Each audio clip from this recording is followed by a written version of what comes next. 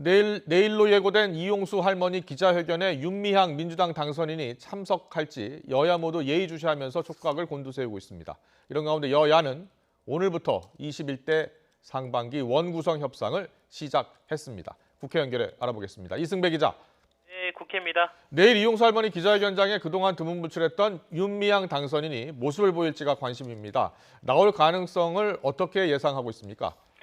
네, 결론부터 먼저 말씀드리면 윤미향 당선인이 참석하지 않을 가능성이 현재로선 높습니다. 네, 윤 당선인이 초반에 방송 출연 등을 통해 의혹을 적극 해명했던 것과는 달리 시간이 지나면서 입을 굳게 다물고 있습니다.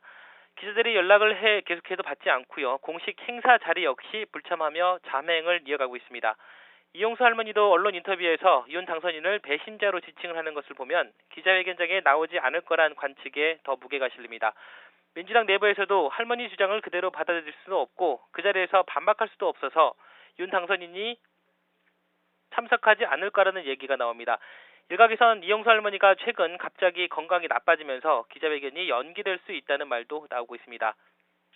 국민들도 궁금하겠지만 정치권도 이 기자회견 주의 깊게 지켜보고 있습니다.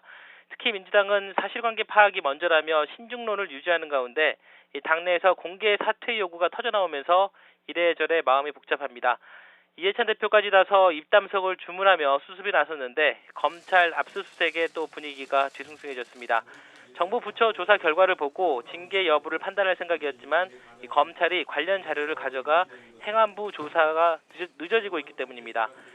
반면 미래통합당은 윤미향 당선인에 대한 진상규명 작업에 고삐를 바짝 조이고 있습니다. 초반부터 관련 의혹을 제기했던 곽상도 의원을 위원장으로 윤미향 전담반을 꾸리고 회계부정 의혹 등을 파헤치겠다고 벼르고 있습니다. 통합당 이종배 정책위 의장은 오늘 YTN과의 통화에서 미래한국당 당선인을 포함해 TF팀 구성을 오늘까지 마칠 생각이며 빠르면 내일부터 공식 회의를 열고 본격적인 활동에 나설 수도 있다 이렇게 밝혔습니다.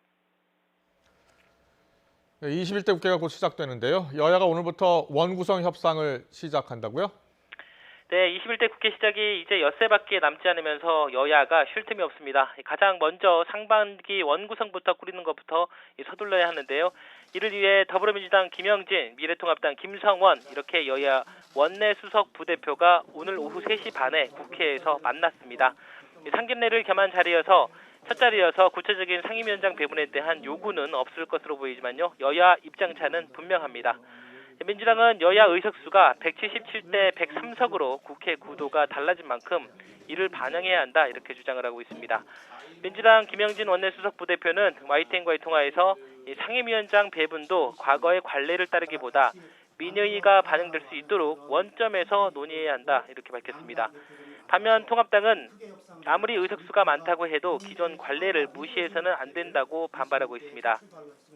통합당 주호영 원내대표는 오늘 기자들과 만나서 국회가 행정부를 견제하고 감시하는 차원에서 보면 법제사법위원장과 예산결산위원장은 전부 야당이 맡는 게 맞다고 말했습니다. 국회법에 따르면 국회의장단은 다음 달 5일, 상임위원장은 8일까지 선출해야 합니다.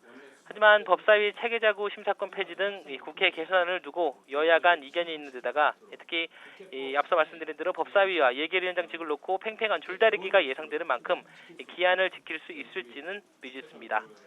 지금까지 국회에서 YTN 이승배입니다.